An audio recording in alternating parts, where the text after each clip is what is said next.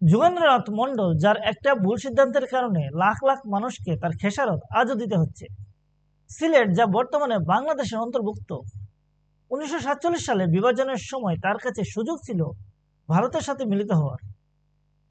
1947 সালে দেশ বিভাজনের সময় সিলেট আসাম প্রভিন্সের অংশ ছিল, কিন্তু all India Muslim League demand করে সিলেট পূর্ববঙ্গের অংশ হওয়া উচিত, যা পাকিস্তানের অংশ হবে। কারণ সিলেটের একটা বড় পপুলেশন ছিল মুসলিম, এবং ইতিহাসেও সিলেট বাংলারই অংশ ছিল। ব্রিটিশ ইস্ট ইন্ডিয়া কোম্পানি বাংলায় নিয়ন্ত্রণ লাভের পর সিলেট বেঙ্গল প্রেসিডেন্সির অংশ হয়ে ওঠে। 1765 থেকে 1874 পর্যন্ত সিলেট কলকাতা থেকে পরিচালিত হতো। 1874 সালে British government chief commissioner Province of Assam তৈরি করে, এবং এই নতুন প্রভিন্সকে ইকোনমিক্যালি সাপোর্ট করার জন্য সিলেটকে বাংলা থেকে সরিয়ে আসামের সাথে যুক্ত করা হয়। কিন্তু 1905 সালে বঙ্গভঙ্গের পরে British government eastern Bengal and Assam নামে নতুন প্রভিন্স গঠন করে, যার ফলে সিলেটও ওই প্রভিন্সের অংশ হয়ে ওঠে। কিন্তু খুব অল্প সময়ের মধ্যে 1911 সালে ব্রিটিশ গভর্নমেন্ট বাংলার পার্টিশন ক্যান্সেল করে দেয়, যে কারণে আসাম পুনরায় একটা সেপারেট প্রভিন্সে পরিণত হয়, এবং সিলেটও আসামের সাথে থেকে যায়। 1941 সালের আসাম সেন্সার অনুসারে সিলেটের মধ্যে মুসলিম পপুলেশন ছিল 60%-এর মতো, এবং অল ইন্ডিয়া মুসলিম লীগের ডিমান্ডের কারণে ব্রিটিশ গভর্নমেন্ট সিলেটের মধ্যে গণভোটের আয়োজন করে, যা সিলেট রেফারেন্ডাম নামে পরিচিত। এবং এই রেফারেন্ডাম দ্বারা নির্ধারিত হবে যে সিলেট আসামের অংশ থেকে ভারতের সাথে মিলিত হবে নাকি পূর্ববঙ্গের অংশ হয়ে পাকিস্তানের সাথে মিলিত হবে। এই গণভোটে পাকিস্তানের পক্ষে পড়ে 56.5% ভোট, অন্যদিকে ভারতের পক্ষে পড়ে 43.5% ভোট, এবং মাত্র 55,000 ভোটের ব্যবধানে সমগ্র অঞ্চলটি পাকিস্তানে চলে যায়। পাকিস্তান এই সিলেট রেফারেন্ডামে জয় হবার একটা বড় কারণ হলো হিন্দুদের ভোট শিফটিং। কারণ এই অঞ্চলে হিন্দু জনসংখ্যার একটা বড় অংশ ছিল দলিত নমশূদ্র সম্প্রদায়ের মানুষ।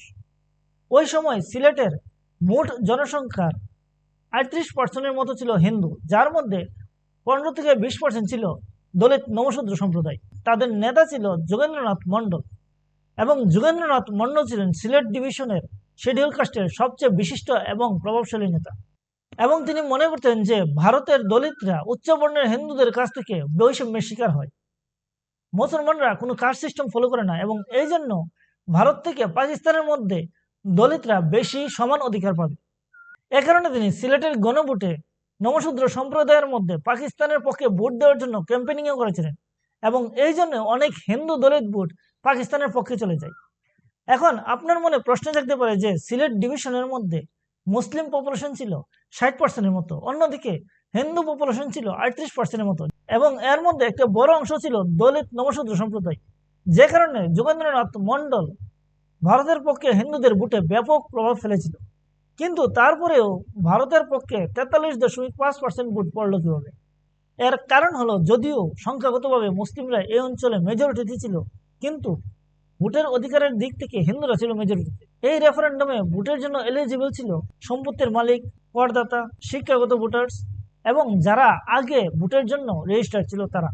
আর অন্যদিকে মুসলিম পপুলেশনের একটা বড় অংশ ছিল গরিব চা বাগানের কর্মী, যারা এই রেফারেন্ডামে ভোটের জন্য এলিজিবল ছিল না।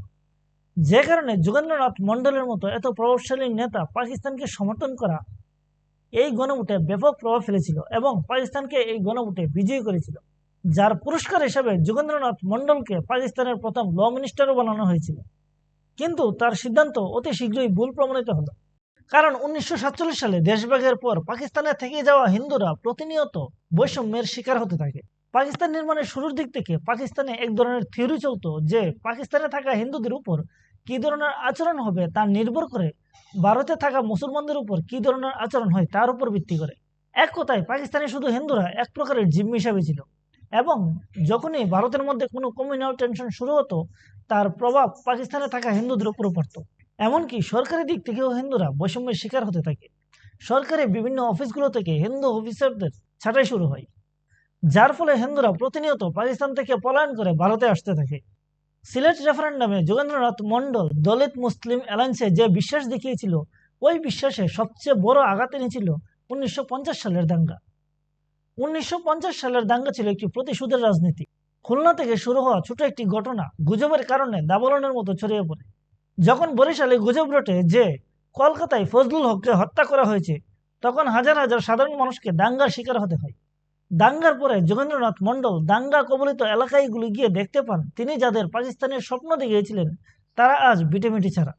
পুলিশ দাঙ্গাবাজদের আটকানোর পরিবর্তে তাদের সাহায্য করেছেন। এমনকি করেছে গভর্নমেন্ট এই সহিষ্ণুতাকে গুরুত্বহীন করে দেখিয়েছে। পুলিশের নিষ্ক্রিয়তা এবং সরকারের উদাসীনতা তাকে বুঝিয়ে দিয়েছিলেন যে এই দেশ তার এবং তার সম্প্রদায়ের মানুষের জন্য আর নিরাপদ নয়। ওই সময় তিনিও অনুতপ্ত ছিলেন যে যে মানুষগুলি তার কথায় বিশ্বাস করে পাকিস্তানে থেকে গিয়েছিলেন তাদের আজ রক্ত ঝরছে। অবশেষে 1950 সালের অক্টোবরে তিনি পদত্যাগপত্র লিখে চিরতরে ভারতে চলে আসেন।